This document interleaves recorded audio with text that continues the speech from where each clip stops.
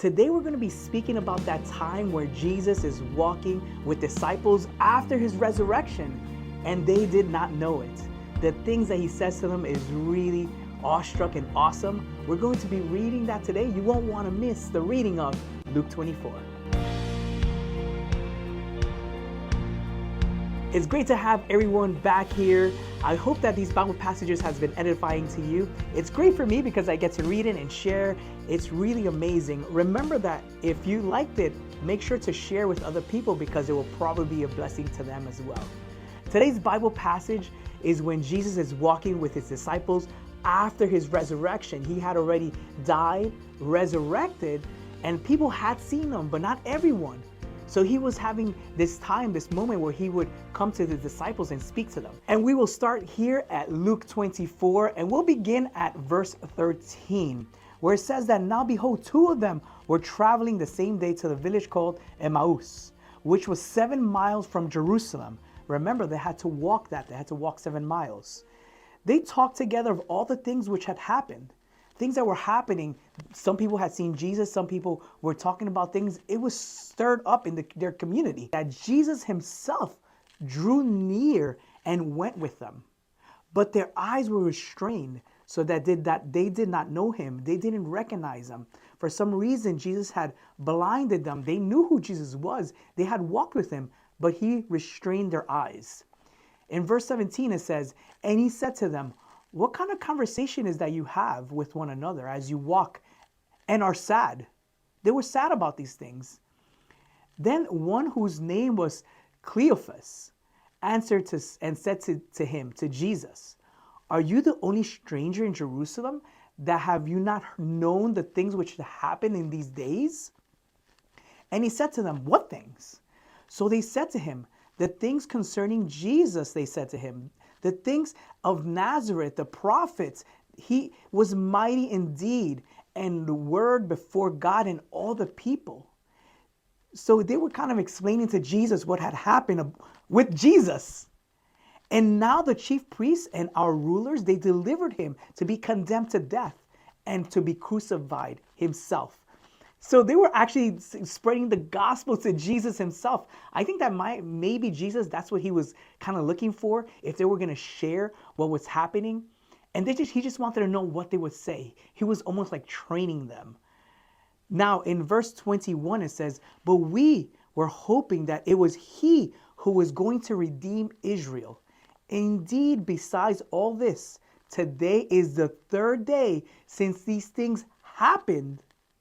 Yes, and a certain woman of our company who arrived at the tomb early astonished us." In verse 23, it says, "When they did not find his body, they came saying that they had also seen a vision of angels who said that he was alive." Imagine having this great account. I mean, I'm reading it and I'm like, so powerful to be able to read these words. I could only imagine what these disciples, followers of Jesus, were feeling, that excitement, the sadness, but also the excitement of, is this really true? I know that he said that he was going to rise, but does this really happen? People we know are saying that he rose from the dead already, that he's not there. So is this true or not? Also remember that Jesus had 12 chosen disciples, but even more people followed him. If you remember, in the upper room, which will come later after this story, there was about 120 people united together. So that means that it was more than 12 people that actually followed Jesus. And they were also called disciples. Also, there was, after Judas was taken out by himself, he chose to get out. They actually brought in somebody else and they said, "Let's choose somebody who has been with us from the beginning." So there were more people, and they actually named one of them here. And these are the disciples that were speaking. It maybe wasn't one of the 12. I actually doubt that it was one of the 12, but it was still disciples of Jesus. And it goes on, and it says, in the verse 24, it says, "And certain of those who were with us went to the tomb and found it. And just as the woman said, but him they did not see." So they were talking about Peter and John the apostle. Remember that they ran when they were given the news, they ran to the tomb and they went to see it for themselves. And that's what these two other disciples are speaking about. And then Jesus says to them, then he said to them in verse 25, O foolish ones, and slow of heart to believe, and all of the prophets that have spoken. Ought not the Christ to have suffered these things and to enter into his glory? And beginning at Moses and all the prophets, he expounded to them in all the scriptures and the things concerning himself. He started going into details about Moses and all the prophets where they spoke about the Messiah and what the Messiah would have to go through and what the Messiah actually was. Remember that the disciples always thought that the Messiah was going to come and liberate them in the sense of liberating Israel in a physical sense. They really didn't understand that it was in a spiritual sense that the Messiah was coming. Now, don't get me wrong. The Messiah will come once more and liberate Israel in a physical, very real, literal place.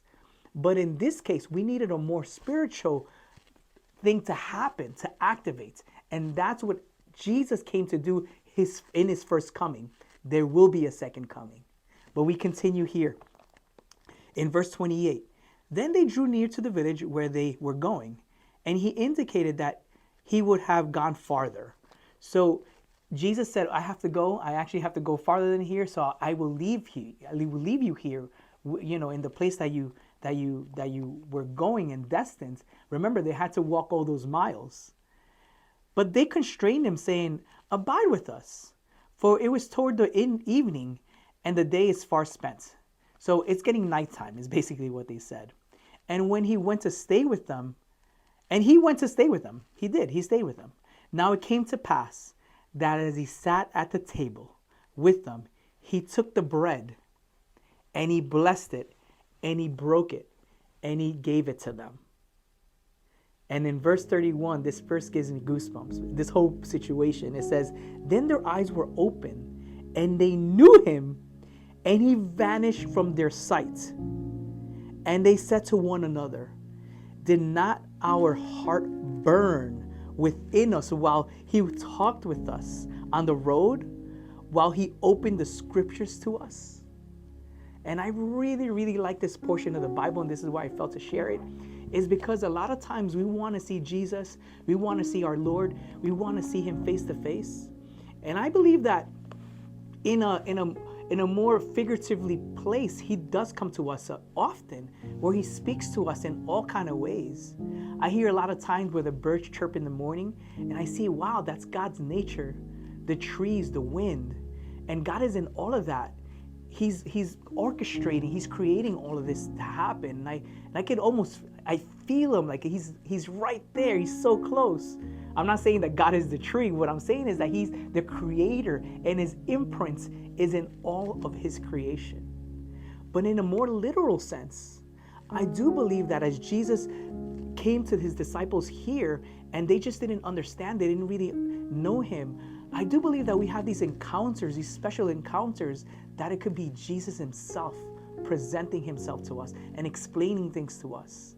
I really do believe that. It happened to the disciples then. The Bible the books of the Bible are closed, but the things that are happening now in our days are the same that happened in every single location in his word. It still happens because God is the same God as before. He's God of the present, and he's God of the future. With all this, I want to say that God may be walking with us right now, and we just don't even know it, because he visits us. He knows us. He wants to be with us. We just have to be open and be hearing his word constantly.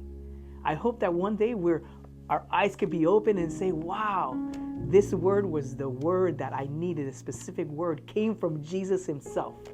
There's another verse in the Bible that says that the shepherd, he calls out to his sheep, and the sheep know his name, know his voice, and they come to him. And I believe that's true as well now, that Jesus is calling us. He's speaking to us every single day of our lives, literally or figuratively within us. However, but he's speaking to us all the time, and we will recognize his voice because our revelation has been open, and we will see him one day face to face. Thank you, for being at this Bible passage once more. We'll keep doing more. But as always, keep your heads up. No matter what's happening around our world, we have the truth, we have the hope, and we know that Jesus is the ultimate way. And guess what? At the end of it all, He wins. God bless you. See you in the next one.